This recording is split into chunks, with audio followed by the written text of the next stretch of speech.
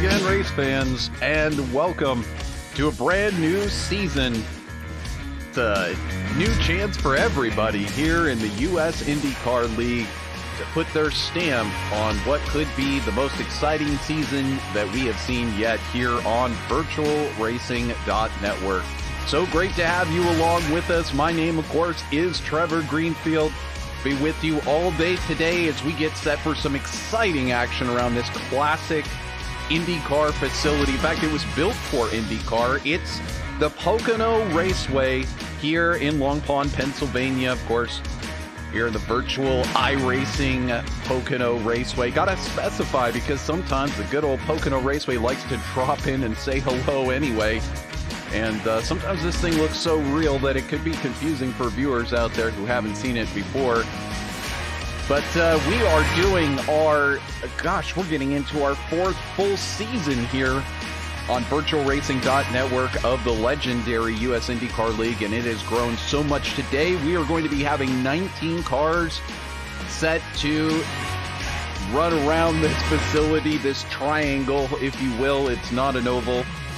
And we will be able to get to that and do 76 laps of fun and high-flying excitement here momentarily. But right now, we must qualify, because before you race, you must qualify. And, well, we've got the camera focused on, of course, our Season 14 champion and four-time consecutive champion, Graham Bunyan. We'll have a chance to talk about him in just a minute. There's another great racer who is in the field here. This is Mr. Stickwick himself, Richard Kelbaugh, as he sets out to do his qualifying for today's race. Start off the new season. As I said, everybody's got a chance. Of course, it was Graham Bunyan and David Strid, Jason Lowe taking the top honors last season, but this season, it's anybody's game. It's a fixed setup, and anybody has a chance of going out there qualifying on the pole or taking victory here today, starting off their season with a bang. So Richard Kelbaugh just about to start his first laps. Here comes Jason Lowe out onto the track, series administrator and frequent challenger for those victories. Great to see him out there. Will Stearns in the field this week. Classic IndyCar track, classic IndyCar driver. Will Stearns, we going to see a top 5 out of Mr. Stearns today? Probably not, if that qualifying is any indicator. But maybe so, because again, qualifying being one thing, and here we have on track, get you some more information there, Mr. Joe Brickey for Black Tiger Racing, putting in his first lap and thus far going to third fastest. You do see, as he's working on his second lap, David Zaleski, part of the series admin team who updates all of the points for us each week and sets up the calendar over on SimRacer Hub. For those of you that are avid iRacers, you can follow along that way as well. But Zaleski not able to get in a full season effort last season, but anytime we catch him in the field, he is always somebody to keep an eye on. Here's Dominic Hart, winner, pole sitter last season. And as we focused on him, Jason Lowe puts in his second lap there. Good enough for second fastest thus far. We wait to see who else is going to take to the track and possibly put in a fast time. Graham Bunyan, your defending champion, on the point thus far with the provisional pole. Here is Dan Ensch, racing for Last Lap Motorsports and Alzheimer's Association, the ALZ.org group, doing such great work for raising awareness for Alzheimer's. And Dan right at the forefront of that, putting the logo and ALZ on his car frequently each season. It's from on board Dan's car as he heads through the tunnel turn and heads down into the infamous turn 3. Just barely clipping that white line on the apex there, riding it out to the outside. Come across that start-finish stripe. Where will the number 52 start today? Well, lucky number 7. You believe in lucky numbers is where he will start thus far, but still some drivers yet to qualify.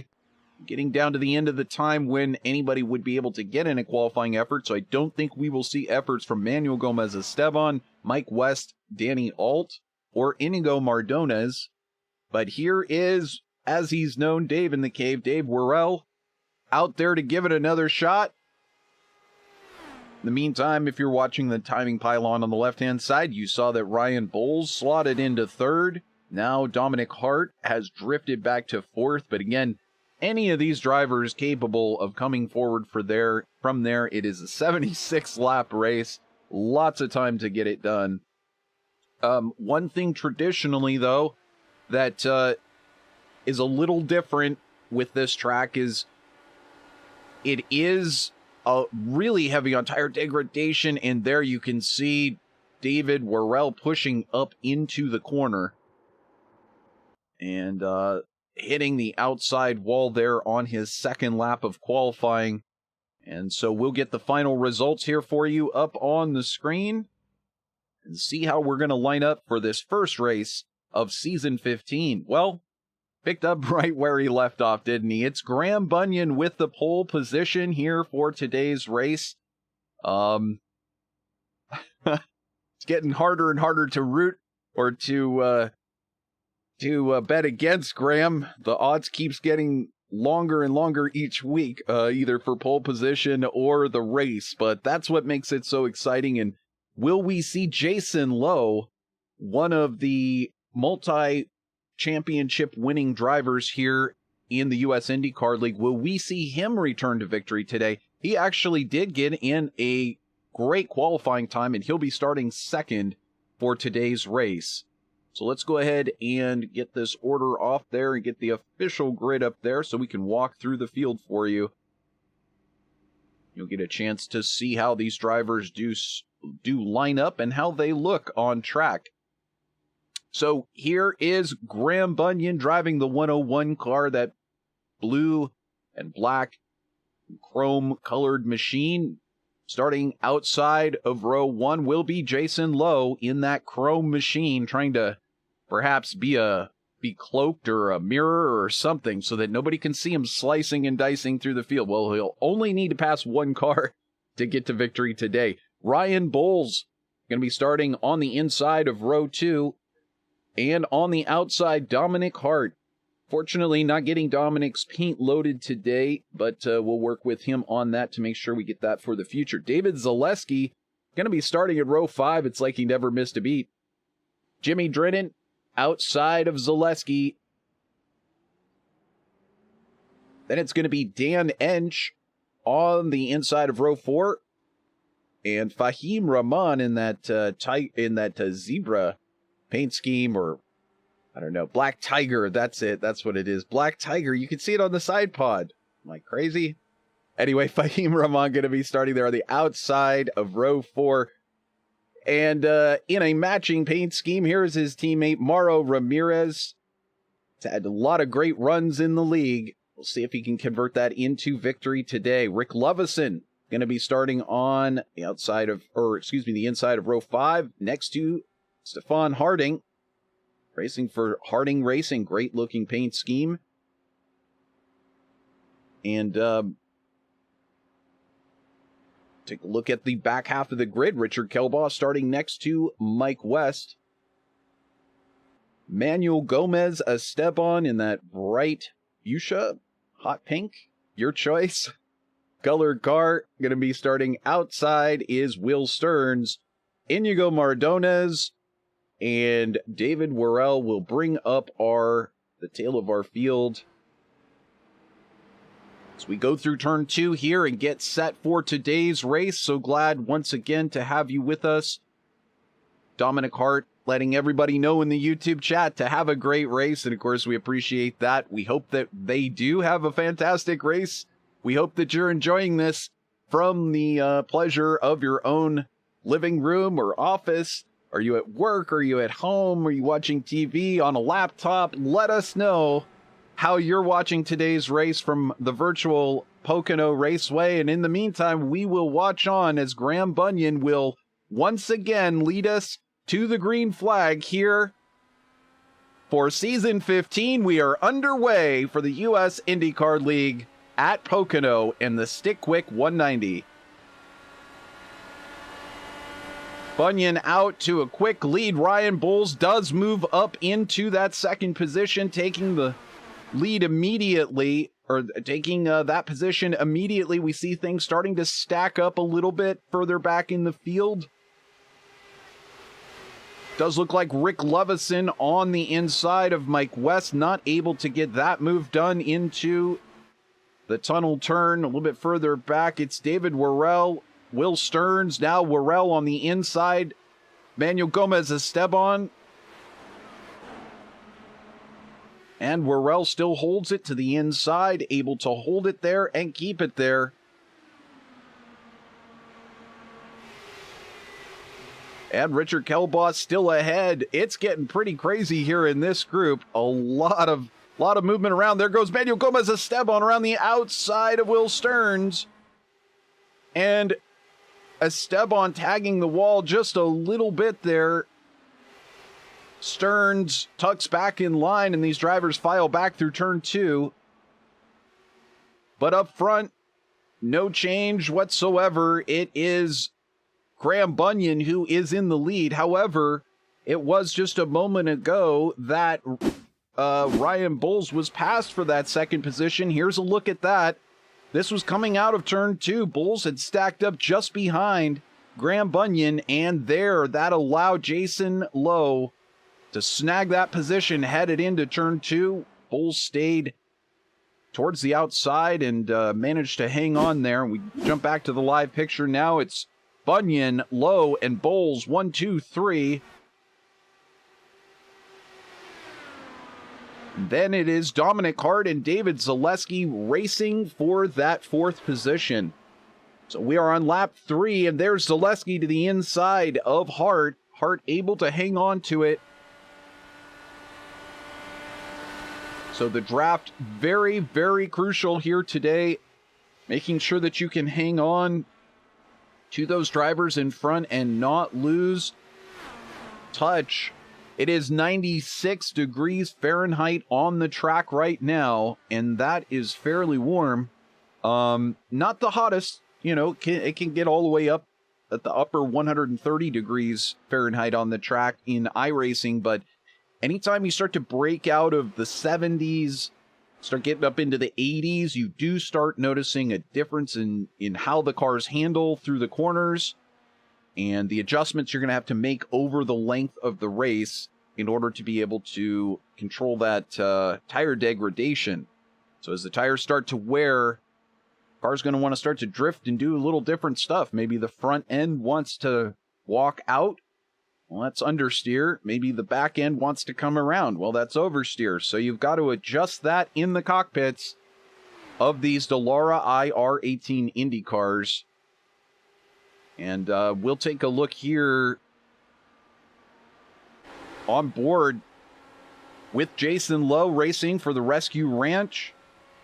The number 004 machine. Indeed, there's a couple of different switches. You can't really see it here, but down below, there's a couple of weight jacker switches. There's an anti-roll bar setting up on the steering wheel as well. And so you have front and rear anti-roll bar. You can set those 6 different settings of stiffer or lower. You have the weight jacker, which cranks up the right rear tire just a little bit, gives you a little bit more tilt on the car, lets it turn in more, but puts a little bit more pressure on that right rear. So let's go ahead and walk through the field for you. It's completely unchanged. Let's throw the battle box up there so you can see exactly what I am talking about. Completely 100% unchanged for 1st through 7th. You see where there's a 0 there. That means nobody has changed position from where they started. And I think, again, some of this is going to be tire management. As we see Ryan Bowles still holding on in that 3rd spot, Dominic Hart in 4th, and David Zaleski there in 5th, Jimmy Drennan in 6th, and Dan Ensch in 7th. That's, like, as I said, that's exactly where they started, but they're just hanging on through the early portion of this stint and just trying to feel out the car, trying to feel out the competition, see where it wants to settle in. But I'll tell you what, take a look. As we are starting to get into kind of the early part of the mid section of this stint, lap number 8, well, we can figure out the right buttons to push here. Here we go. There it is. It's always so nice to show and see. You see on lap 6, that purple lap there, that's set by Ryan Bowles, who is now the fastest man to have set a lap here thus far in this race. So Bowles able to get, and there it looked like perhaps Jason Lowe really struggling to get through the corner as Bowles now makes his move to the inside. That is for second position. And there you go, straight up into that second spot, utilizing that draft very, very wisely. And Ryan Bowles now holds in second. We'll see if he can possibly get away. Did see a little bit of a problem. I'm not sure who is having that problem. Is it Mike West? Yes. Mike West just a moment ago really having a problem coming out of turn 2. I think he may have gotten loose coming off of the corner there. Once again, perhaps struggling with that weight jacker assignment.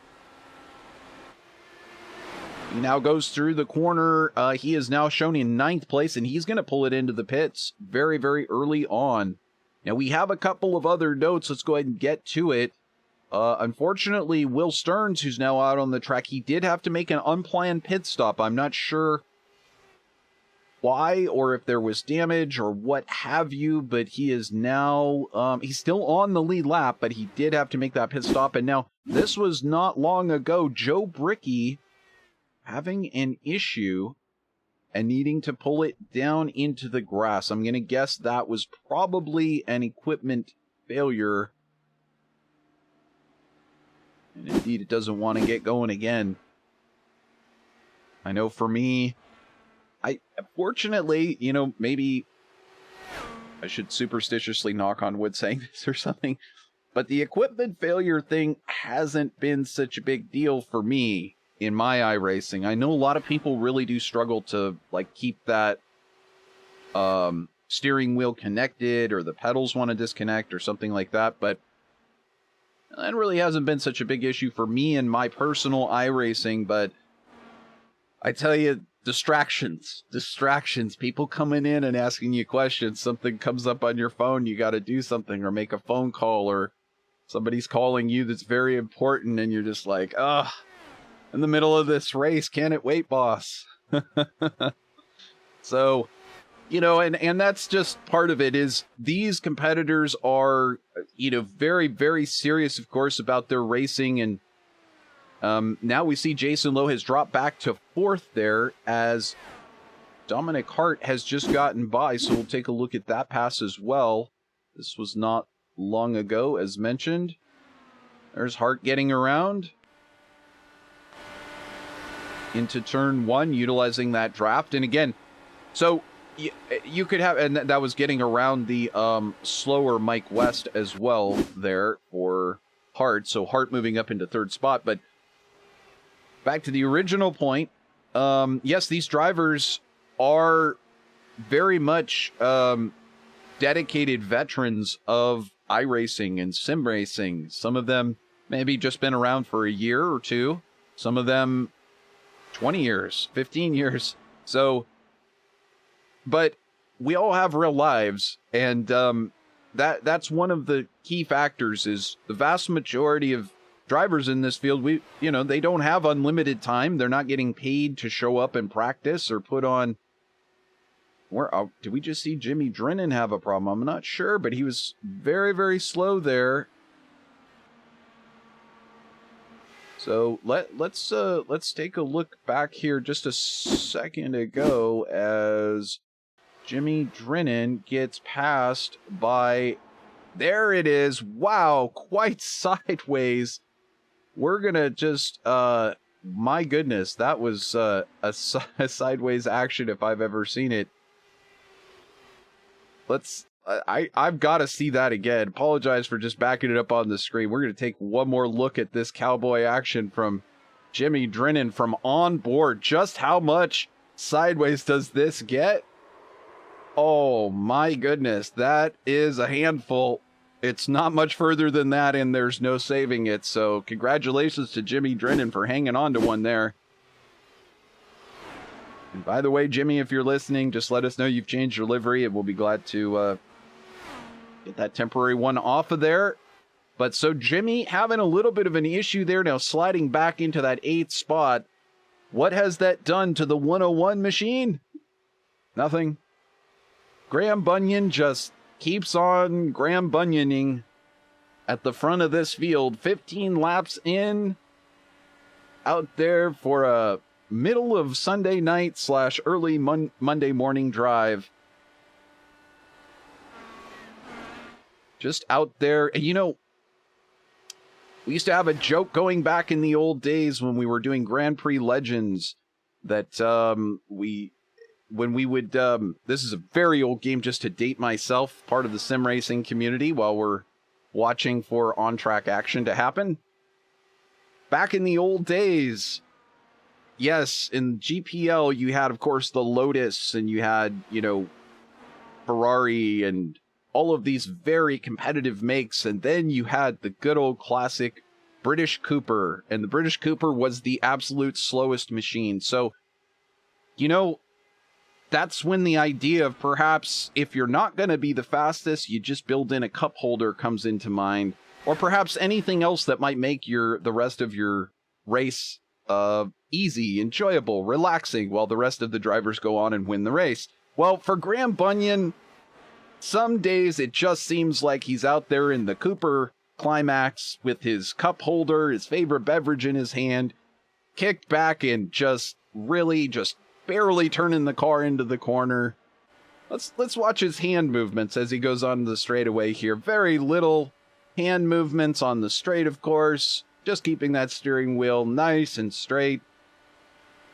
Head over to the proper line here. Just let the car just find its own line, and there it just sort of works its way through the corner. Very, very little hand movement. No, it's really, I guess I'm trying to make a joke here, but the reality is that Graham is so good that he makes it look easy, and he's, you know, he's done it for multiple seasons here on VirtualRacing.Network. That's no surprise. But we do have a caution on the track, and it is for Manuel Gomez Esteban, who's just crashed. We're going to take a look at this incident and see if we can tell what happened. He's already, I don't think, quite pointed right there. There's already a slide happening. So this was Gomez Esteban headed into turn 3 a moment ago. Unfortunately, takes a little bit of a shallow entry, gets onto that white rumble strip, and then a little bit of correction, and it just corrects out into the wall. Unfortunately, spinning and ruining the day for the Spaniard racing for Team Mazinger, and Super Mango is a supermercado in España. So Manuel Gomez Esteban gets his car fixed and resumes, and we are under safety car here for the first time today. So that actually gives us a chance to do some things and pay some bills and do what we got to do here. So first, we're going to take a look at the Season 14 final points. This is how they finished up. Graham Bunyan was, of course, your 4th consecutive champion here after 3 consecutive championships from Jason Lowe.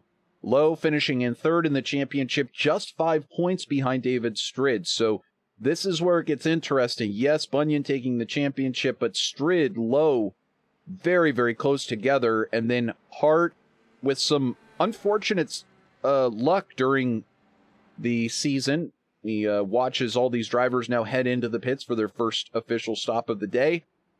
And Lowe taking 3rd there, but Hart and Ensch really fighting over that 4th position. And Ensch has been such a stalwart competitor here in the league that I think a lot of drivers would love to see him be able to get up there into the possible podium area for the championship. one of these times. We'd love to see him in victory lane, to be quite honest. It's a madhouse here in the pits. Let's get those points off the screen, but you see the rest of how they finished, and a lot of great competitors here in the league who gave it their all. A couple of drivers just popping in for, you know, a quick race or two, like AJ Burton just popped in and won. All he needs to do, apparently, is just pop in and you win a race. But that's what happens when you're really, really good at this iRacing thing. So, it reminds me, I've got too many stories to tell. In the meantime, Fahim Rahman did not take that pit stop. He has not yet pitted today. And as a result, he is shown at the front of this field. Now, I don't know if he's going to come in and pit this next time by, maybe just trying to get a bonus point real quick for leading a lap. Either way, beating Graham Bunyan out of the pits was Ryan Bowles, and he did it with a pit stop time that was about a second and a half faster than Bunyan. So I'm not sure if Bunyan maybe missed his stall just a little bit. Maybe I'm not really sure, but it happened in the pit stop itself. So Bunyan took perhaps more fuel. Maybe Bowles underfueled just a little bit, thinking there might be another caution at some point. We will find out.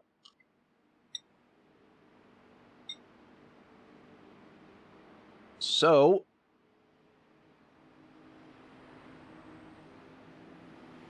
Fahim Rahman does make his way into the pits, and the lights are off on the pace car, so we'll save our sponsor live read for our next commercial break. But in the meantime, we can talk about something else. Here is our official schedule for season 15. Yes, there is an official schedule. It's not that we just don't know where we're going next. We do know where we're going for all of the races. And soon we will have them all scheduled on VirtualRacing.Network. So now's a good time to mention, if you're not already subscribed to VirtualRacing.Network, hey, it's totally free. Have I mentioned that? All you got to do is click the red button there that says subscribe, and you'll get a chance to see all these races for free, no charge. I promise, no charge this year at all, unless you really want, in which case, business inquiries, just look down in the description. There you can see the schedule. We've got Pocono, Talladega, Chicagoland, Iowa, Atlanta Auto Club, Texas, Watkins Glen, New Hampshire, Phoenix, Michigan International Speedway, and of course, we're going to end with the final race, Indianapolis Motor Speedway. And that's the way it's been for the last couple of seasons with the Care Camps 250. And I haven't seen all of the sponsorship for all of the races. If you're out there, you're one of the racers, or you are a business, you would like to sponsor one of the races individually, let us know. It's the time to do it. You can sponsor any one of the races that haven't been sponsored thus far as the pace car goes flying off the track. It's Ryan Bowles who leads us back to the green, and he's got Graham Bunyan in tow. Now, these two are, of course, teammates to a degree. At least I believe. I'm trying to keep up with everybody's affiliation. I'm not sure. But Bunyan is actually shown a lap down. So, 2 laps down. So, I do not know what has happened there because we have had no indicators. So, we do not know what incidents caused that. But we'll go back here and just take a look and show you that it is Ryan Bowles, Dominic Hart, and David Zaleski, your top 3. And where is Jason Lowe? Well, he's all the way at the back of the field. There he is, fighting it out with Will Stearns coming through. So Dan Ensch now up into 4th, Jimmy Drennan in 5th. We've got Will Stearns in the wall. Will Stearns in the wall off of turn 2. It's not going to bring out a caution. Sorry, that's turn 1. Not going to bring out a caution. We'll see if Will can manage to make it back around limp that machine around. It looks like Fahim Rahman behind as well. No, Will Stearns is, in fact, into the wall there. Great damage to that machine. Right front flopping away. So, unfortunate restart there for Will Stearns, who was having a decent race until that point. But that will affect his day. And, of course, to mention, Graham Bunyan. And is Graham Bunyan disconnected? Graham has disconnected. So, we have lost Graham Bunyan, the champion, out of the race. I am not sure what happened. I would love to know. But we will find out for you as quick as possible. And we'll even take a look at the replay during caution, see if we can figure out exactly what happened. But to these competitors, it does not matter. The show must go on. And there is Ryan Bowles in first, Dominic Hart in second, David Zaleski in third. And unfortunately, another driver that we did not have starting today's race was David Strid. So I'm not sure if Strid just couldn't make it to today's race. But once again, I will try to find that information out, as he did finish second in the championship and was also frequently a front runner and race winner. So it would be great to have him back. Now, these drivers do have a drop week, so it doesn't matter that much if you do miss a race, but you don't want to be missing too many races. And of course, that does, of course, cost you chance at, one extra race's results, where, if that was the race, if you're David Strid and you missed this race and you could have won this race, it could be a big difference in the championship. So stuff you got to look at. There's drop weeks in league racing. There's drop weeks in official racing. And there we're watching Stephen Harding, who almost lost it there. That was just like Jimmy Drennan. Had my heart in my throat there for a second, just watching Harding. See if that car's maybe getting a little out of control. Oh, you can see it wanting to turn in there mid corner and starting off corner. And it's probably the weight tracker maybe a little too high, getting a little bit too much temp into that right rear, causing it to come around. So up in front, though, of him, it is Jason Lowe, who's just managed to get back in front of Richard Kelbaugh. Now,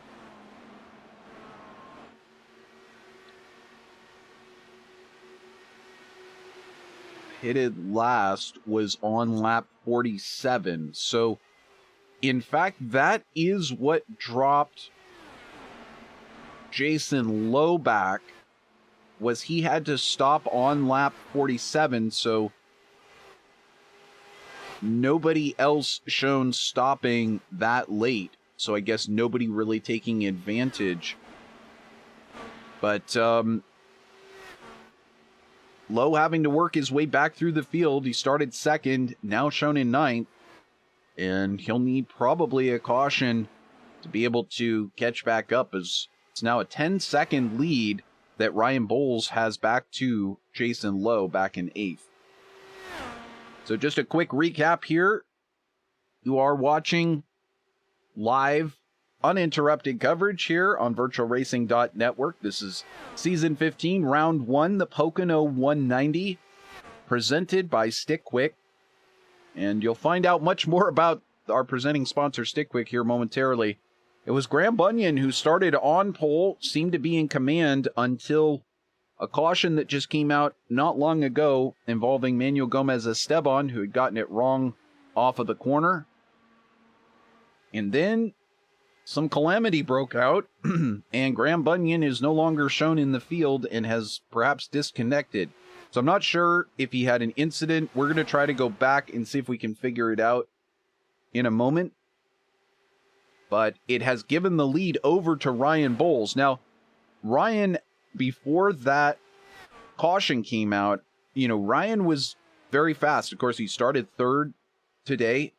And Ryan's a race winner here in the US IndyCar League, frequently running up in the top of this group. And he was catching Graham Bunyan at the end of the last stint. Now, again, I don't know if anybody is fuel saving. Graham Bunyan knows how to fuel save just as well as anybody else does. But Bowles was catching him. So this is not just because Bunyan isn't there. Bowles had something for Bunyan today, I believe. But again, not knowing where everybody's fuel strategy, what fuel map you're on, that being another adjustment you can make in that cockpit. You can't really say for certain whether it was Bunyan who was slow because he was saving a little bit of fuel, or whether Bowles was just working that draft and slowly catching him. Either way, he doesn't have to worry about it now. And that's kind of the story, right? Oh, and there is Graham Bunyan. So perhaps he did have a disconnection. It's possible. He is sort of on the other side of the world compared to a lot of the servers for iRacing. And sometimes he has two different internet connections. He has a landline and he has a Wi-Fi. Excuse me, he has a cell phone internet. And sometimes it works great. Sometimes it doesn't. So who knows whether that was the problem today, but your champion is going to have to just sort of do a quick prayer and hope that a lot of people have misfortune in order for him to be able to recoup some of these points. But nevertheless, he's going to be starting on the back foot in this championship as we see a pass happening for second place. There's David Zaleski now up into second spot, just marching ahead of Dominic Hart.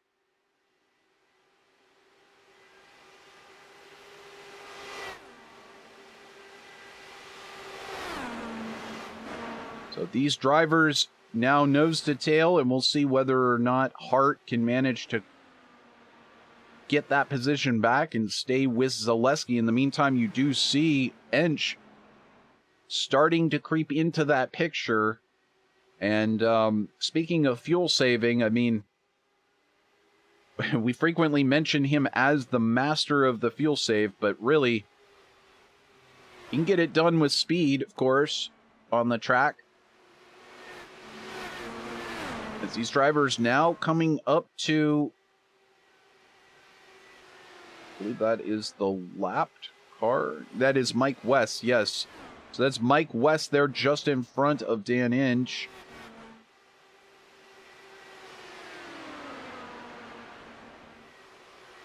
So, again, this is part of it. Lap traffic, you're going to have to, doesn't matter where you're at in the field. It's always a great inconvenience to come across that lap traffic and have to get your way around. Sometimes you don't know, are they going high, or are they going low? Sometimes you just have to guess. Be a little assertive. I'm going high. You can figure out some other place for your car to be, Mr. Lap Car. But, no, in general, you know, if you're following somebody else, you want to stay with where they are. Kind of like if you're like driving in the snow or something, you want to stay on the tracks of the car in front. Or excessive rain, you want to stay in the dry line that the car in front has just made for you. It's the same sort of idea as a leader. You don't want to typically split or have one of you go to the outside, one of you go to the inside of somebody that you're trying to lap. So, again, as if tweaking these cars as the race is going on and driving at 220 plus miles an hour is not enough. You got to figure out how to get around other cars that are going significantly off of the pace. There you can see we are on board with Dominic Hart riding in the third position, as David Zaleski has gotten now around him up into second, and Zaleski has begun to open up a gap. And we're going to keep an eye on that gap up into Ryan Bowles, because it does appear it is slowly coming down. We saw Dan Ensch in the background actually getting around Mike West.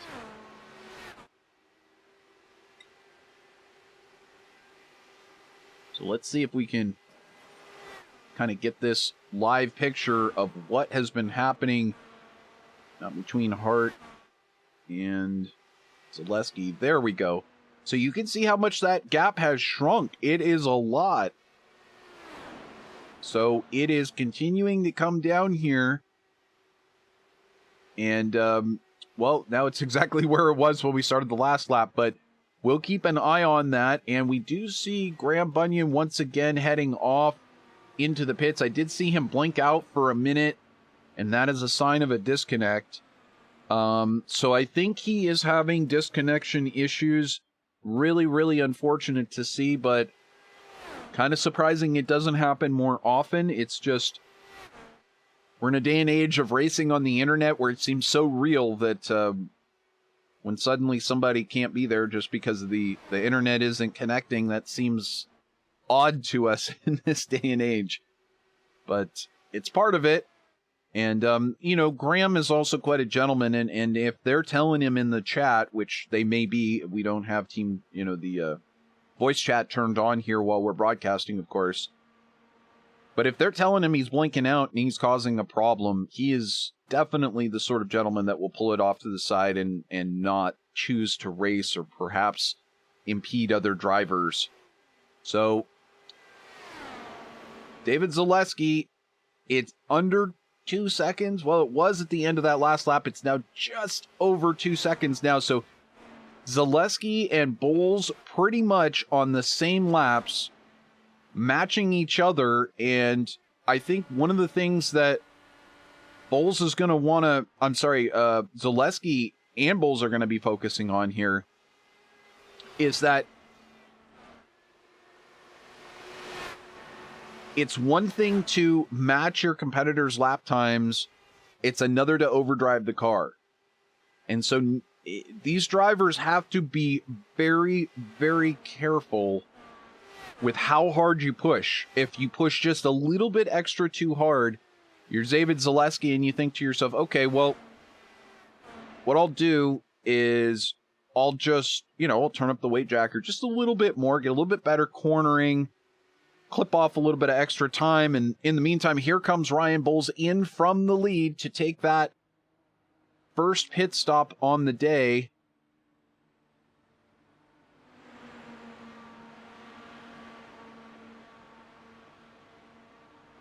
So he is in now, as is Dan Ensch and David Worrell.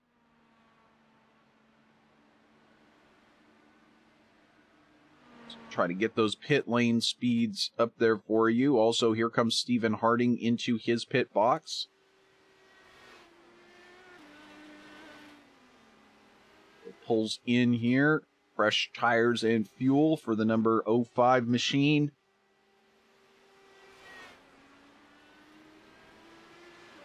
Nice livery. Of course, Harding and Harding Racing, of course, brings to mind the real-life IndyCar team. I wonder if there is any association there. But nevertheless, great to have a competitor in the field. Custom livery, looking good, handling the car well. Now out in front of Iñigo Mardones, one of our regular competitors here in the league. Mardones now in third, and I'll tell you what, Inigo's had a kind of a rough go of it, I think. He's had so many flirtations with podium finishes, possible wins. He's going to pull it in here into the pits out of third place, and so is Jimmy Drennan out of second. Mauro Ramirez also coming in out of fourth. But I tell you, it's like I go through this whole list of drivers and say, you know, Iñigo Mardones is probably one of a half dozen drivers in this league who should have a win to his name by now. And he just doesn't. It's not been his fault, as we see Dominic Hart in the lead. I mean, as much as he's made some mistakes, he's just got caught up in some incidents, and here is Hart into the pits. Can he get it slowed down in time? You know, this is I didn't even mention it, but this is a kind of a difficult pit lane just because it's so fast on the track that you've got to get it stopped, and it's not kind of a traditional. I'm seeing a yellow flag. We've got perhaps a problem on the track. David Worrell seeing a note for. We'll see if we can get the camera over there. There we go. David Worrell sitting sideways on the track. So just prior to that, did we already have Worrell around at this point? I don't think so, but I think he was going slow at this point. So we're going to just back it up, and we'll take a look right here with you, see if we can figure out. Now, this was Worrell. He was up in the top 10, and then coming out of turn 2, just gets too much aero push from the car in front, sends him up the track and around. He goes with a little overcorrection there, sitting sideways on the track, bringing out our caution. And as promised, yes, I know, you've been waiting a whole 2 weeks to hear me do a live read for Stick Quick. Well, sit back and enjoy, everyone, as I regale you on the wonders of the presenting sponsor's device. Yes, this is the infamous Stick Quick. Well, it's not a toolbox. It's not all of these tools. What is it? Well, it's the magic glue that you always needed in your workshop, in your garage, in your house, in your kitchen. Look at this on the side of the refrigerator. There they are. They're these little black round rings, but there's no glue involved. There's no epoxy. There's no staples, rubber cement. None of these were used in the making of these photos. This is just simply the Stick Quick doing what it does best, which is holding whatever you want to whatever you want, sticking it quick to whatever you need to. So here you can see these gardening tools sticking to the side of, I think that's a shed there. And here, you're in your car, you got a vape. Where better place to put it than right there on your dash? Well, any one of these and many more possibilities can happen for you if you acquire Stick Quick today. All you got to do is head over to stickquick.com, and you'll see many of these photos and many more. Find out about use cases. And, you know, I tell you what, sticking to the track is something that these Indy cars do well. Something that Mr. Richard Kelbaugh does very well. It's one of the frequent runners here in the US IndyCar League. And he would say the same thing that I am, which is you can get any one of these Stick Quicks in 6 different colors. They come in multiple sizes per pack, and this is the thing that you didn't know you needed, but you do need it. It's your way to get organized. We're already getting to halfway through this 2022. Can you believe it? But the garage is still a mess. The shop is still a mess. Your car's still a mess. Get Stick Quick. It'll get you organized and back on track today. So not only do you get these little rubber rings that go around, screwdrivers and pencils and anything else that you want to keep handy, but it comes with these little sticky pads as well. As I mentioned, 6 to a pack. You can stick them on to just about anything. The rings themselves are silicone and very ultra durable, chemical resistant. So what are you waiting for? Head over to Stick Quick today. Get your package now before they sell out of your favorite color. I've got green, just like Mr. Stick Quick here. Works for my world and my racing team, and you can get red, black, yellow, blue, red, green, whatever works for you. So buy 1, buy 10, buy 100. It will help anybody who gets them. And make sure that you let them know that you saw this broadcast, US IndyCar League, and they will be very happy to know that their sponsorship is working out. So, we're now watching Dominic Hart and Ryan Bowles and David Zaleski. All of these cars now taking a wave around. So we're going to wait for that to happen as this field is going to reform behind the safety car. But currently shown in your lead is Dominic Hart. And second is Ryan Bowles. Third, David Zaleski. Fourth, Dan Ensch. And fifth, Iñigo Mardones. And no, we are still under caution here. We're just reforming behind the safety car. Not exactly sure what the cause of all of the wave arounds is in this case. There's the first car stuck behind the safety car, which is Fahim Rahman. And again, I don't really understand why this is, because usually it is the leader who is the one who is in front. And a lapped car is usually sent on the wave around, but obviously something different happening here at the front of the field. It's not going to change the timing and scoring, but something different happening as far as how they needed to reorder the front of the field. So we will see Rahman, who had just made a pit stop, starting, I guess, at the front, unless they let him wave around this time. It would be quite interesting.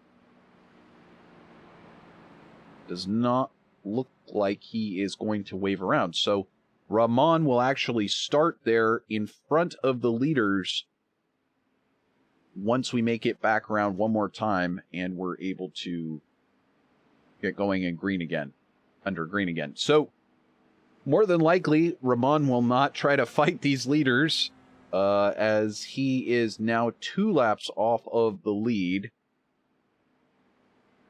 Well, official timing and scoring chart. Oh, that's right. He's only 1 lap off of the lead, because technically he's still just in front of the leaders, but that's how close he is to going 2 laps down. So he has a right, according to the rules, according to steward Richard Kelbaugh and admin Jason Lowe.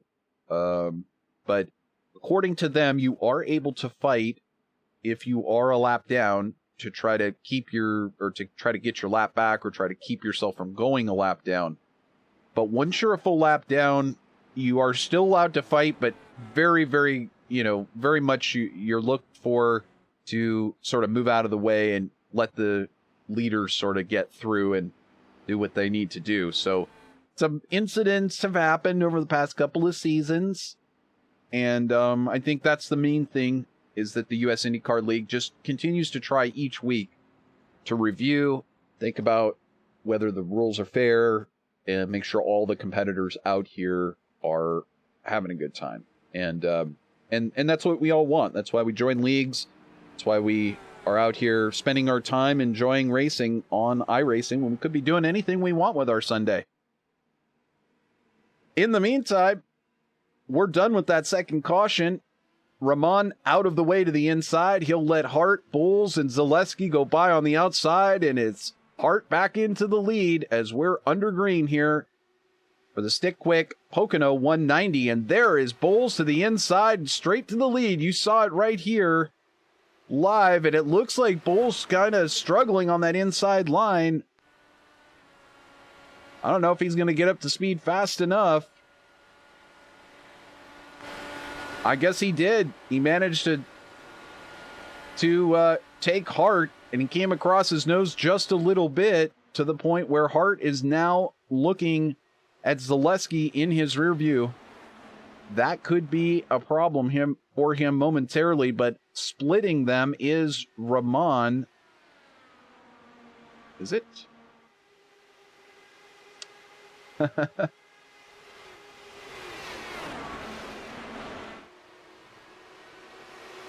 think that's Jimmy Drennan. Indeed, it is Jimmy Drennan. So, got a couple of black cars in the field today. A little difficult to tell, but Jimmy Drennan, who is a lap car, is shown right there in between these cars at the moment of Zaleski and Hart. Hart also in a black car.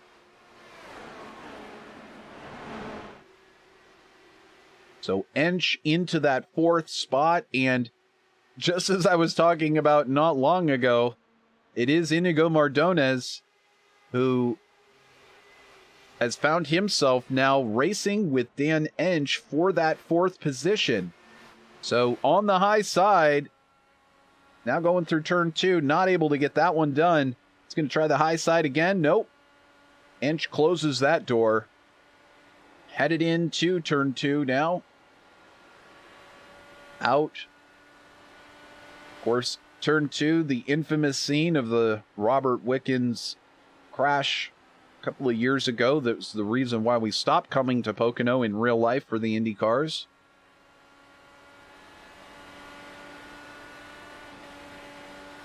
Doesn't look like Mardones able to quite get that draft back and make that challenge yet. We'll walk through the rest of the field. Here's Jason Lowe. He started second, but he's back in sixth.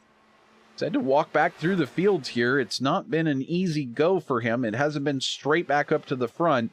But again, you never know if Lowe is hanging on to some fuel or what the exact plans are for Lowe, but managed to get around Rick Lovison. Lovison racing for the Berkshire Lakeside Lodge with that beautiful paint job on the side. It's a little dark right now, so we can't quite see it in its full four-color beauty, but Rick, one of our frequent regulars here, US IndyCar League, and he's had a number of great runs over the seasons.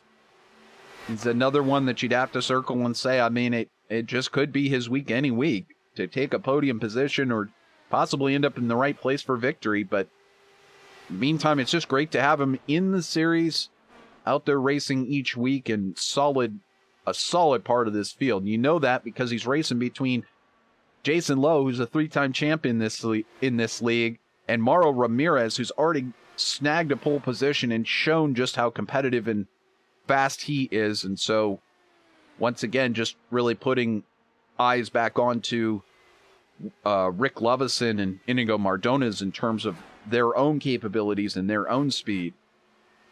But Mauro here running in 8th, up a spot on the day, and would you believe it, Will Stearns, he's somehow on that lead lap, even though he did bring out a caution earlier. He's got that car fixed. He's doing fine.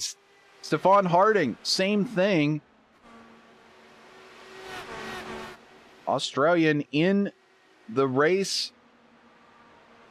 Pretty much, no, actually we have Graham Bunyan still out there. He's running around in 17th place right now. So where normally we have a couple of Aussies in the field, we had Graham dropping out, and we did not have David Strid start today's race. Danny Alt also not in today's race, though shown from the United States.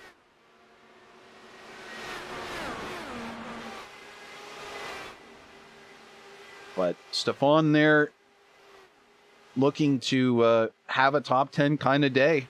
Not too shabby, if I do say so myself. You can hold on to it and give yourself a top 10 debut. Always a good thing to do. 21 laps remaining here out of 76. Watching live here, VirtualRacing.Network's coverage of the POCONO 190. Presented by Stickwick, the season opener for season number 15. And now we've got Jason Lowe into the pits. Now, Jason was off sequence. He came in on, I think, lap 47. Not exactly sure, but nevertheless, it's only 55 now. I might have my numbers wrong because unfortunately, we lose the last time that somebody pitted as soon as they do come into the pits. And now we've got David Zaleski peeling off into the pits as well. So, and there is Will Stearns just behind. He'll make his entry and have his final service of the day done. As I was mentioning, if you would like to get out here and come out on Sundays, 10 o'clock Eastern time. Of course, there's about an hour practice that goes on beforehand and then qualifying. The cost is absolutely free, but what you get is a chance to be out here on broadcast and take it to any one of these regulars. See if you've got what it takes to get a podium or a victory here in the US IndyCar League. And as I've said frequently, when it comes down to racing drivers like Graham Bunyan and today Ryan Bowles, who looks basically pretty darn unbeatable, and he's kind of got like a Robbie Wickens tribute scheme there, sort of. So, like, it would be really cool to get him in victory lane today. But,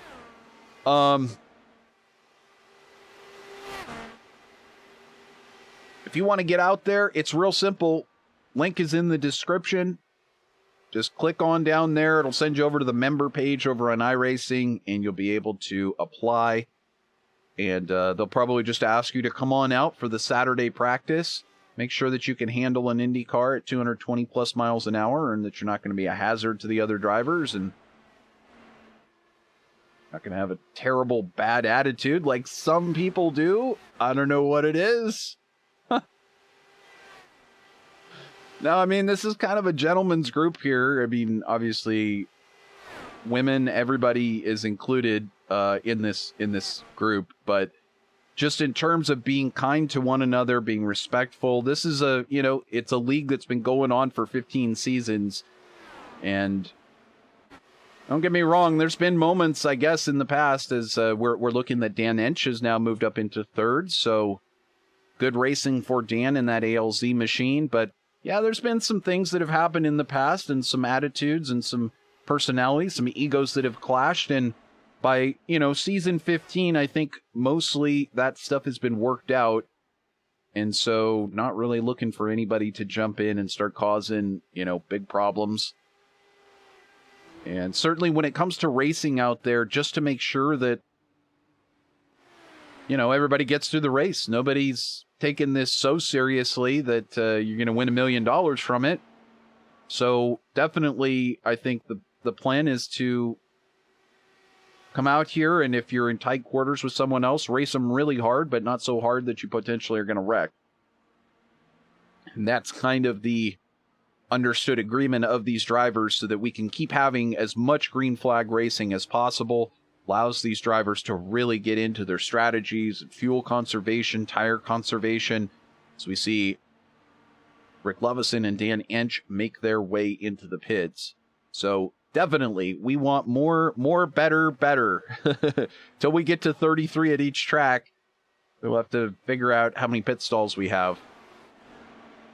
But Ensch and Lovison now out, and here is Bowles into the pits. Gets it slowed down nicely. Is this going to be his day? I mean, 15 to go. It is not that far away now, especially if we can stay green. Just 14 more clicks after this one for Ryan Bowles to try and close this one out and take victory here at the opening race of season 15. And I'm just telling you right now, Ryan Bowles, if he can get in a whole season, if he were to win this race, I mean, there's no reason to believe that he could not challenge for the championship. He has every bit the talent to do it. I'm not really sure about his road course capabilities, but we have just the one road course on the schedule at Watkins Glen, so that's not really that much of a big deal. You could always skip that race if you had to, but it's always so exciting at the first race of the season. Somebody wins the race, you're like, that guy could be the champion this year. Richard Kelbaugh pulling it in out of second place. He was giving it a really good run there, staying nice and clean today. Kelbaugh having a great day and finding himself momentarily in second place. Dominic Hart continues to lap in the lead with just 14 laps remaining, and he last stopped on lap 43. We've now got Kelbaugh falling through the field from that second place, now down into ninth and probably back out into 10th here momentarily.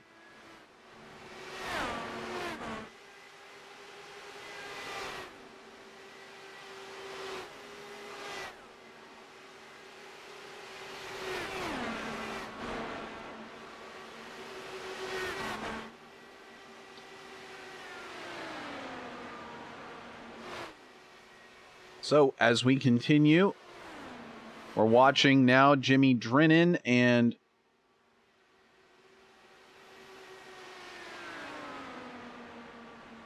the outside that was Dominic Hart making his move.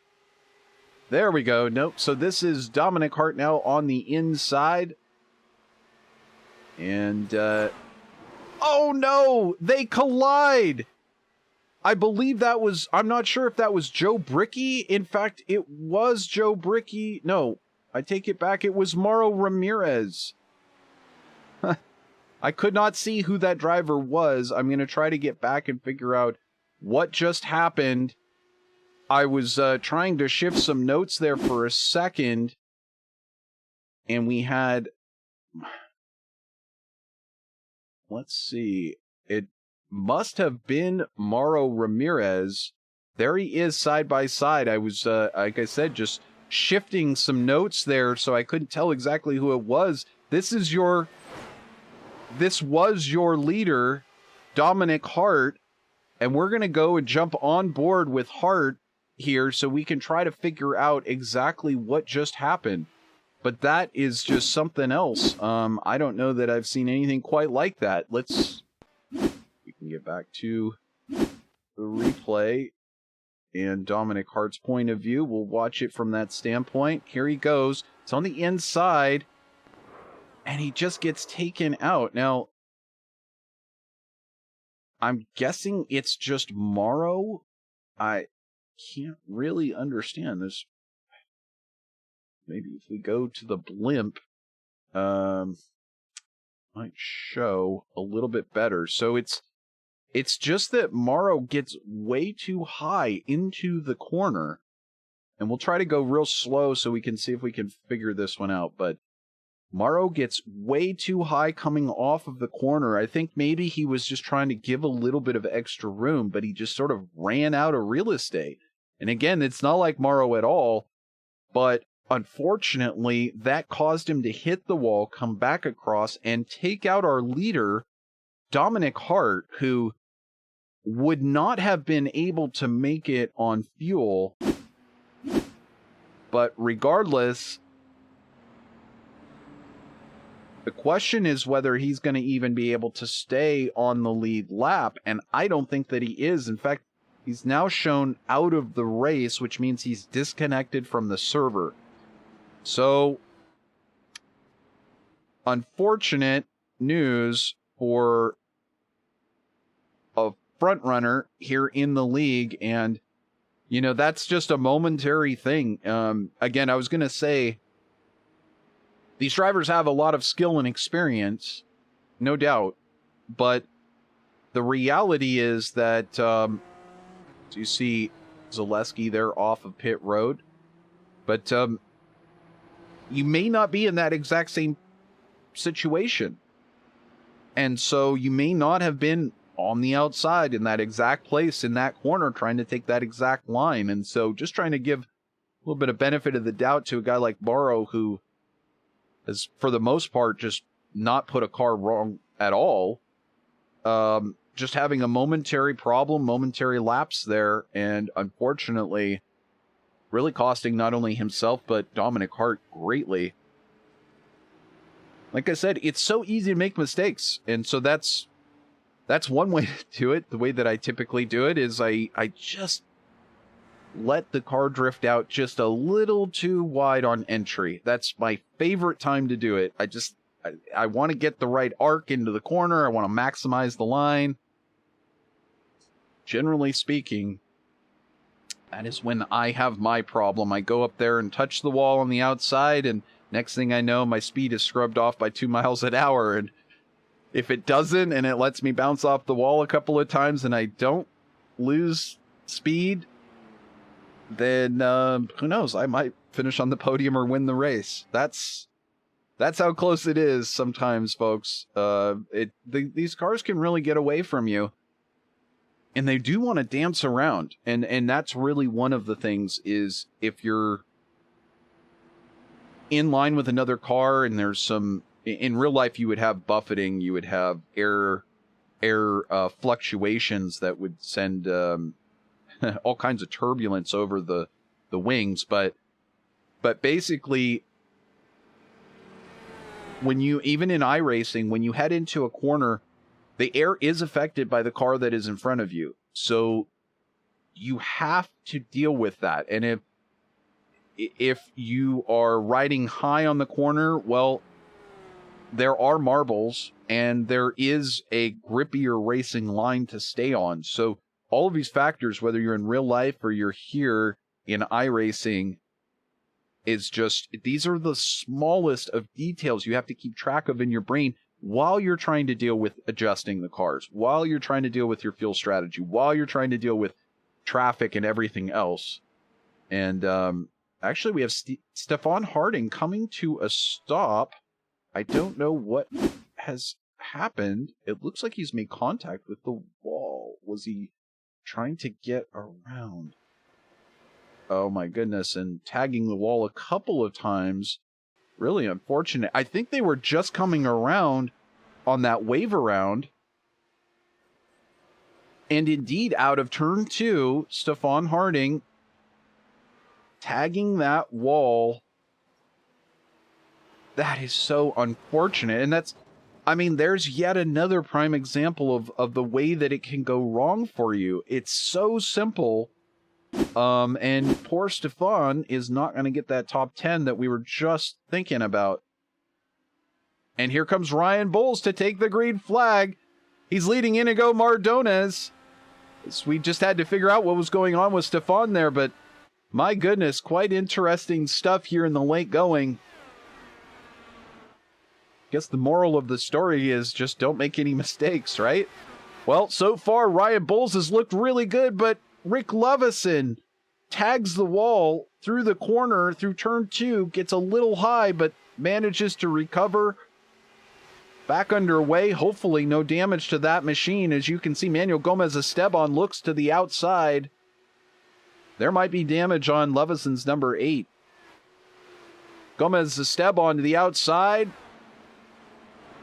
And that is not for position. Lovison still holds that 6th position. Gomez-Esteban is actually shown in 10th, a lap down. But at the front, it's Ryan Bowles with 7 laps remaining over Iñigo Mardones and Jason Lowe. There he is, indeed. And it sounded like somebody just got up into the wall. They might have been a little high on the corner there exiting. This is the time when everybody's going to put everything they've got onto the table. Here comes Dan Ensch down the inside of David Zaleski through the tunnel turn. Not able to hold it in there. Zaleski keeps it.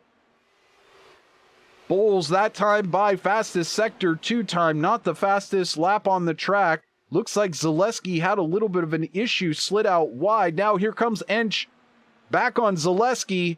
And in front, it's Jason Lowe to the inside of Iñigo Mardones. Move him up into 2nd.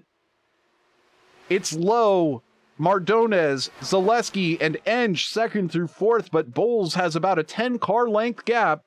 Now 15 car lengths back. Will Lowe have the chance, as he's now over 2 seconds back, to be able to catch that draft? 6 laps remaining. Just over, 5 laps remaining now. You can hear the tires squealing under the pressure of these IR-18s. These drivers giving it everything they've got, and Ryan Bowles holding on to the lead here. Just 5 laps to go, just 15 corners. And he'll have this one in the bag, and what a way to start the season.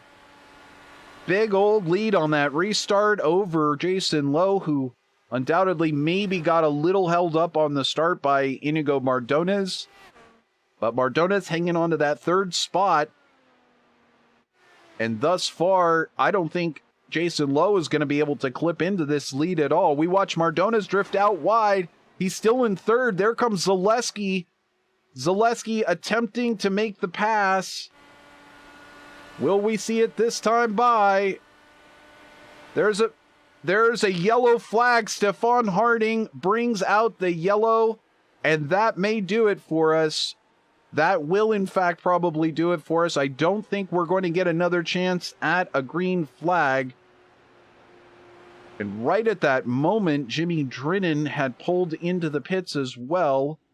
Unfortunate for him, as he got past for 7th place at that moment. And here comes Ryan Bowles around to take that yellow flag, and he'll be so happy because this, I believe, means that he will take the victory here today. We're going to jump back and see if we can figure out what happened to Stefan Harding moments ago.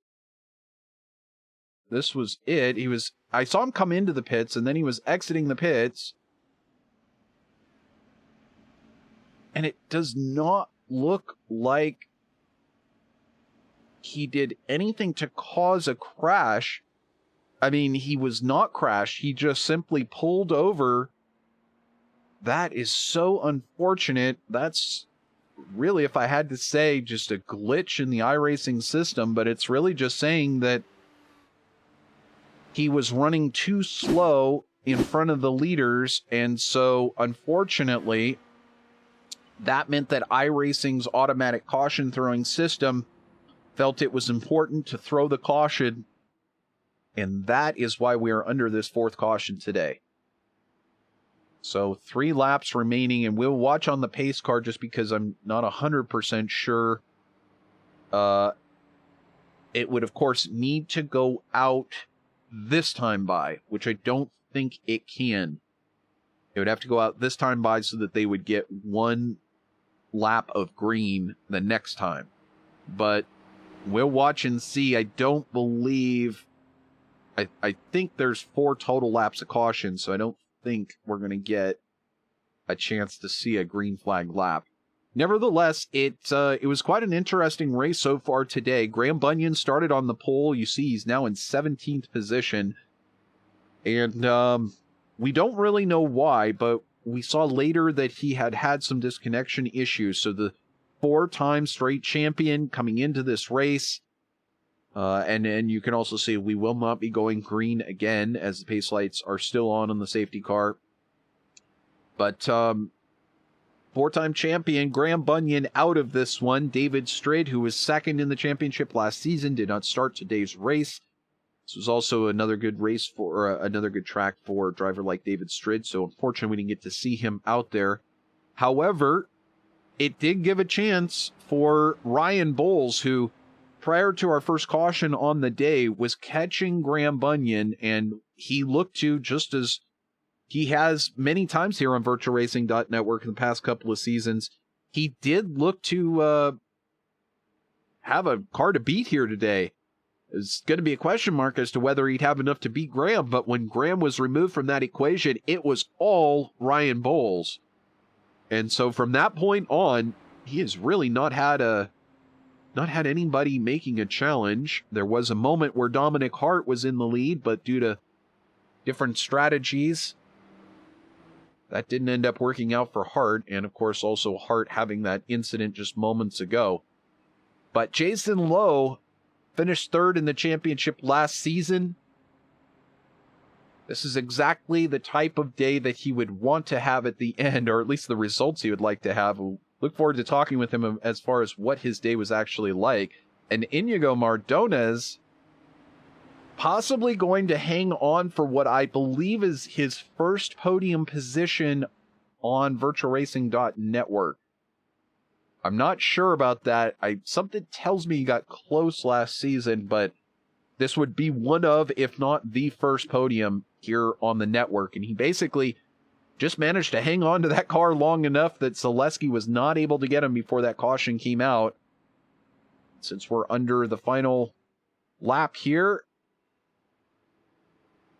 Ryan Bowles weaving back and forth, but he knows the job has already been done. No need to keep those tires hot.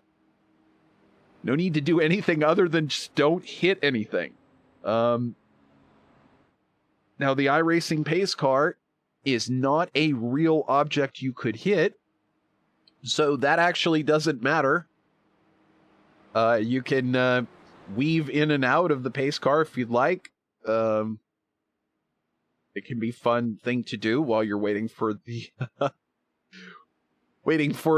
many cautions that seem to befall us iRacers when we're on official racing, whether it's and these ovals especially, because on road racing they do not have cautions enabled, but on ovals with Indy cars, you know, it's frequently a lot of cautions in the official racing. So, you know, you do a jump in race and it's a crapshoot. It's Russian roulette. You never know how it's going to work out, but usually you're spending a lot of time on voice chat and a lot of time drinking beverages and just circulating at 60 miles an hour behind that pace car. So little fun games that you can have going up there and playing around with the pace car and, you know, trying to save fuel, all kinds of things that you can try to do to hang on and not lose your sanity while you're under the 15th caution of the day.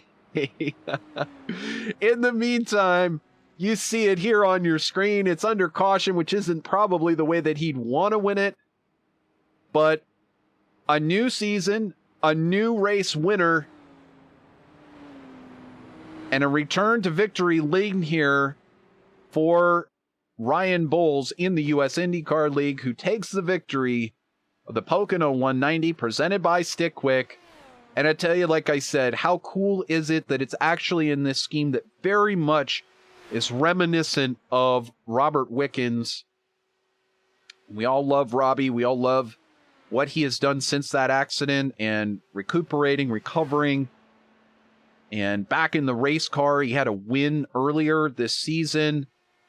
Haven't been able to catch up with him recently, but it was at this track when everything changed so much for him, and I'm not sure if this is a tribute paint scheme, but it's really close to the one that he had on that day. And what a great way to get into victory lane here for Ryan Bowles, your winner at POCONO. So we'll go ahead and get this information up on the screen for you so we take a look at the final results. And as I said, it is, in fact, Ryan Bowles who takes victory at POCONO. We'll go back to his celebrations there as he starts doing some donuts here on the front straightaway. Bowles with the victory. Lowe second. Mardones in third. Zaleski in fourth. And Ensch in fifth. Kelbaugh in sixth. Stearns in seventh. Manuel Gomez Esteban recovers to get 8th place. And Jimmy Drennan with a 9th. Mike West still ends up in 10th. Bahim Rahman, Rick Lovison, Mauro Ramirez, Stefan Harding, Dominic Hart, David Worrell, Graham Bunyan, and Joe Brickey rounding out the top 18. Danny Alt did not take the green flag today. So we're going to wait for these drivers to come around and hop into the booth with us here momentarily. Be able to have a chat with them, and you'll get to hear from your favorite driver and see how they did on the getting to the podium today. Hopefully Bowles has a chance to chat with us, but I think we're going to get a chance to talk with Jason Lowe here momentarily. Change a couple of settings and see if we can... Actually, why don't we go ahead and, since we've got him here, let's talk to Dan Ensch, who's joined us here in the interview corral just outside of the victory circle. Hey, Dan Ensch, do you have me? And congratulations on a top 5 today. Way to start the season.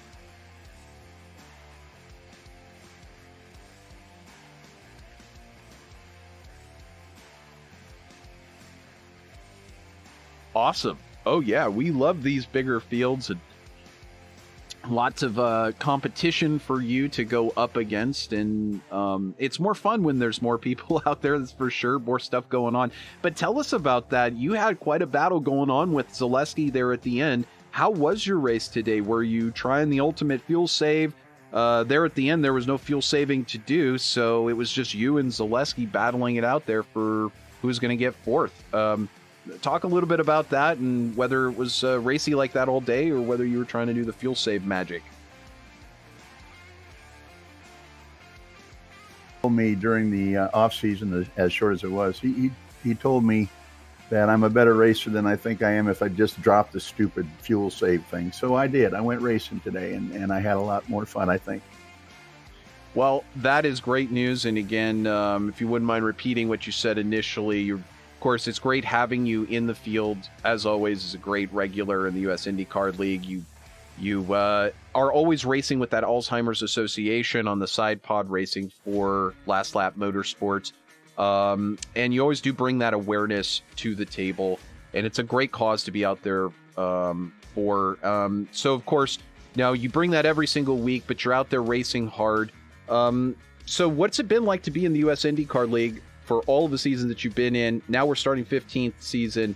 Great field in the league, as you said, to start the season. Pretty exciting. Looking forward to the upcoming schedule. Oh, looking forward to every season with these guys. This is by far the most fun bunch of guys in any league that I'm in, and I love racing these guys. They're clean. They try everything they can to be clean, and yet they're still fast, and they're still great competition. I love this league. I love it. I love it, Trevor. You're just that kind of fun-loving guy, Dan, and it's been a great thing to have you be a part of this league. You're a great help on Saturdays as well, and hey, top 5 to start. You're 5th in the points going into the second race of the season, and you finished the last season in the top 5. I mean, we're looking pretty good for the rest of the season. What do you think, man? Fun. And thank you for the good coverage, too. My pleasure. Absolutely. Great having you here, Dan. Thanks for checking in with us. And we'll look forward to seeing you next time out. I believe it's Talladega next week. So we'll bet. Wide open. Good luck to you next week. Thank you. Absolutely. Dan Ensch checking in with us from the interview corral, and now we get a chance to talk with our 4th place finisher. Why not? Let's work our way down the list. Hey, David Zaleski, series points manager, checking in with us. And David, you made it to the first race this season, and you get a 4th place. I think you got to show up for the rest of the races now. That's part of the deal, right? We'll see how it goes, you know? We'll see how it goes. Well, hopefully you can get into more, because you showed your speedy ways of the past that we've come to know you for. Pretty much any time that you're out there on the track, you seem to get up there into that top 5 and maybe make yourself known at the front. How'd your race go today? You happy with your 4th place? Especially since you're such a part-timer in the league.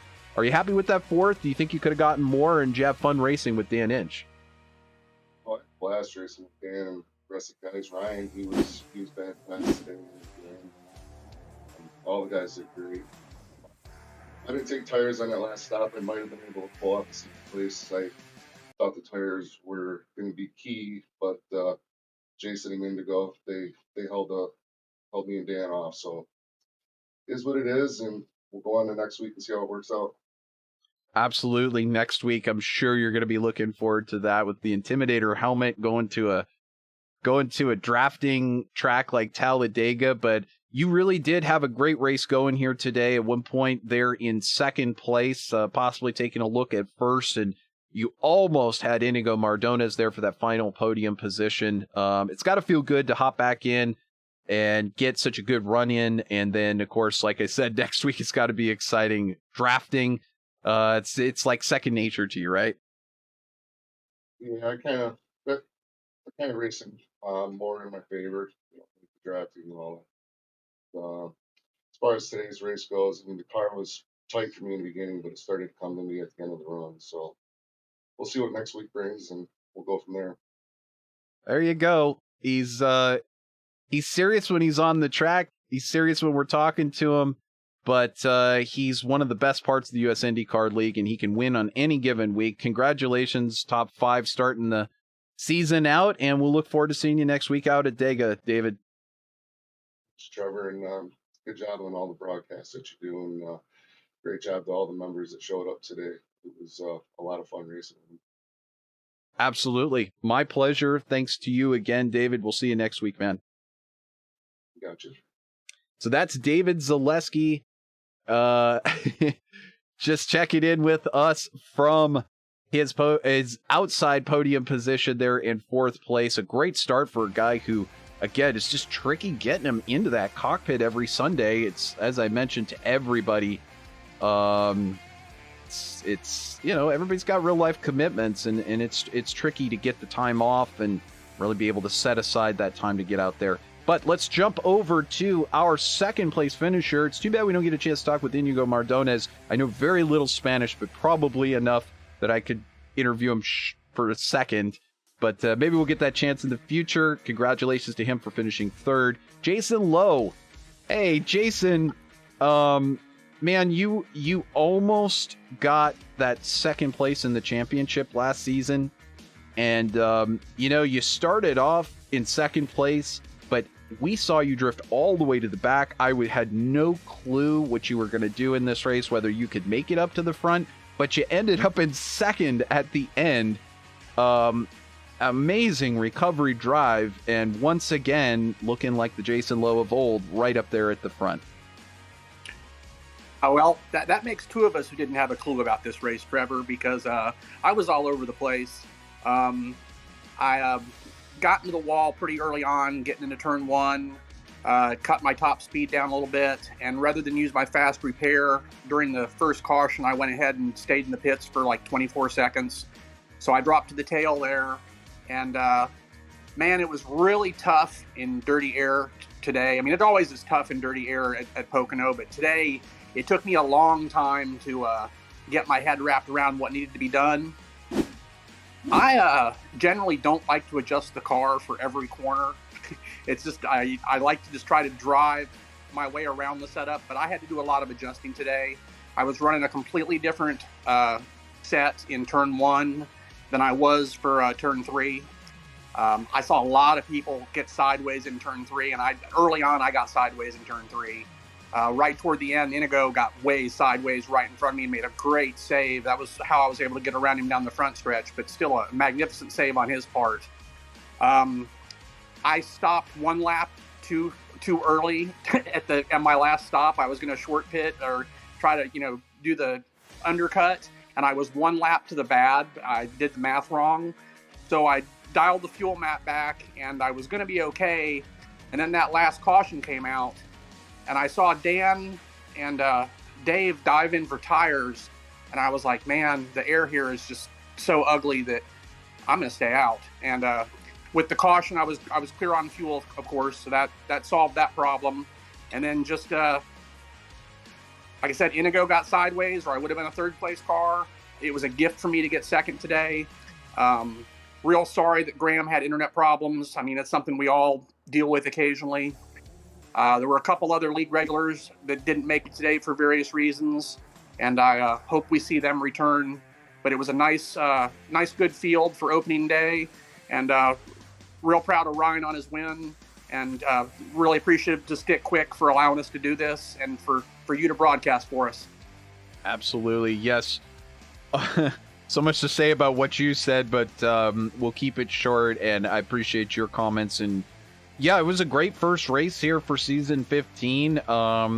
It's always unfortunate when you don't get to just have like a 5 or 10 way battle for first on the very last lap on the final corner, but nevertheless, you got to survive these races. 76 laps of attrition. And Jason, you've had a history in this last couple of seasons of maybe a little mistake here, a little mistake there, but it didn't cost you today your little mistake in the pits, and you kept the car clean. And really, you didn't have any of those rodeo moments coming off of the corner. We saw quite a few drivers having those.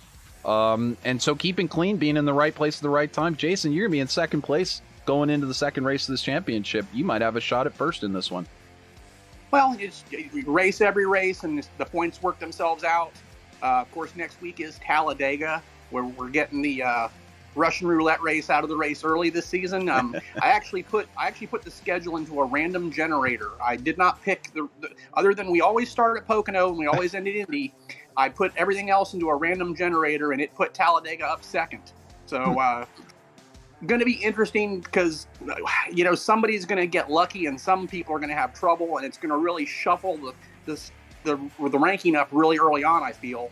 But I actually like Talladega and Daytona and Indy cars. It's like high-speed chess, and I've had some good results there in the past, so hope everyone comes out and we have a good time. Absolutely, and all things are equal here in the US IndyCar League. Fixed setup, everybody has exactly the same equipment, same speed. So while it may be a high-speed chess match next week, the master of chess will emerge, and that's the reason to tune in. We get a whole bunch of laps until the final one, and who can come out on top at the end is the true master of that chess game. Jason, it's been awesome talking with you. Congratulations taking that second position. I know you probably wanted first, but Next week at Talladega, we might see you there. Congratulations again. We'll see you there. Hey, thanks for everything you do, Trevor, and thanks for everybody who watches. Absolutely. So that's Jason Lowe, second place in the championship. Great competitor. He won the championship 3 times consecutively. Previously, it might be his turn to head back into victory lane, possible championship. In the meantime, there is one guy who was at the top of the list. He's in victory lane. We say it every week, but I tell you what, Ryan Bowles, you've got the speed every single week here in the US IndyCar League to possibly end up right up there at the top. But this week you did it. Congratulations. I said it over and over again in this race. It looked like you were going to catch Graham Bunyan anyway at the end of the first stint. And then after he was out of the picture, you were untouchable. Great race today. Yeah, it was nice not to hit a wall, on my own. Nice not to hit a wall. You didn't make any other real mistakes today. I mean, talk us through your whole day. How did it go starting from third place? Well, it's funny because I didn't come out expecting to be fast. I didn't expect to qualify as well because I wasn't that fast in practice. There was a lot more faster people there. And but yeah, when we took off, I was kind of keeping up with Jason, and then he made that he slipped a little bit in 3, and I was able to get by him. And then I kept creeping up on Graham, so I thought that was that kind of built my confidence. And then once he disconnected, I took off. David Zaleski, I don't know if on that first stint if he was saving fuel or something like that, but because I was driving away from who was I driving away from? Well, you were driving away from Jason Lowe, David Zaleski, Dominic Hart. Dominic, yeah, driving with Dominic. Then David passed him, and he was catching me. Indeed, and Zaleski was catching you. He then on the restart he had issues because Mardones started just behind you, and we didn't really see the restart from Mardones' standpoint, but it's perhaps he was a little slow on the restart, and that stuffed up Zaleski a little bit. So he was trying to get around Mardones right in turn 3 when the caution came out, and he could have possibly had a shot at a 3-way battle for first there. But I'm sure you were pretty happy to see that caution come out, knowing that it was going to be your race at that point. You mean at the end? Yeah. At the very last caution. I mean, when that came out, I don't know that I was pretty confident at that point. I only had like 3 or 4 laps to go. Absolutely. And as I said before, I mean, like, you had the dominant car today. For sure. Nobody had anything for you. Zaleski maybe was catching a little bit, but the draft is so strong here at Pocono that if somebody can hang in that 1.5 gap. So when we were earlier in the race, when we were watching, we saw Jason Lowe trying to clip into that, but you managed to keep him right at about 2 seconds. So he was never really able to get that draft back from you. And again, it looked like you managed that really, really well over the course of the race. The very end there, you had just enough of a gap over Iñigo and Zaleski. He may not have been able to close that gap, but still, masterful drive today. Anybody you want to give a shout out to? And by the way, can you tell us, is that a tribute paint scheme there to Robbie? Because, this track here, Pocono, the one that, of course, cost him his IndyCar career, and he's recovered greatly since then. But it was great to see that red and black machine out there and going through the motions and coming home in victory lane. No, I've had that paint scheme for years. my generic paint scheme, yeah, I haven't changed it. It's been there forever. It's but you get what I'm saying. It looks very similar to the Robert Wickens Schmidt-Peterson Motorsport red and black paint scheme of the time. But cool to see that out there. Any thanks that you have to give today to teammates or anybody else? Yeah, Graham Bunyan, David Stridd, Mike West. Big shout out to Stickwick for sponsoring us. And my wife let me do this. Of course.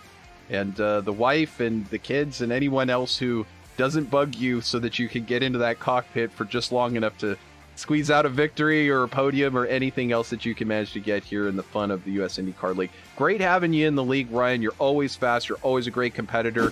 And, I guess I'll start with the same way that I started with everybody else. It's the first race of the new season, and now you're in the lead. How does that feel to be leading the points here in the US IndyCar League? Feels really good. And And then, I've got I believe I should at least be here for the next 3 weeks. So, and they're all good tracks. So, well, good, that will be exciting. Hopefully, we keep you out there for those 3 weeks, and you feel good enough about it that you make whatever arrangements that you need to be out there the whole season. Either way, you get one drop week. And hey, Ryan, awesome having you in here. Very fast today. We'll see if anybody else can match you next week at Talladega. Good luck then. Yeah. Thanks, Trevor. Absolutely. My pleasure. So that is Ryan Bowles, your victor here. The first race of season 15 for the US IndyCar League. And what a great race it was. Maybe not too many passes for the lead, but some great car mastery, some strategy, and going to be completely the opposite kind of what we've got coming up next week as we take one more look at that schedule. So, of course, we've got... get back to that and get back to the correct screen. Apologize. There we go. Pocono Raceway. Everything is just not quite going perfect here. There we go. Pocono Raceway was today. Talladega, Chicagoland, Iowa, Atlanta Auto Club, Texas, Watkins Glen, New Hampshire. Nice mix here. And of course, D-shaped speedways, super speedways. Of course, our road course there at Watkins Glen, and our short track pretty much being New Hampshire Raceway. That'll be interesting. I think last time we tried to do New Hampshire, it got canceled. We'll see if that stays on. But in the meantime, it has been an awesome day. Congratulations to your victor, Ryan Bowles. Second place went to Jason Lowe, and third to Iñigo Mardones. So this has been a broadcast of the VirtualRacing.Network. We appreciate you watching. Please subscribe for more of the US IndyCar League and other broadcasts. And make sure to like this video so that you get more of these same videos in your daily feed. Next week, we'll be at Talladega. So until then, I hope you have a wonderful rest of your week. Bye-bye, everybody.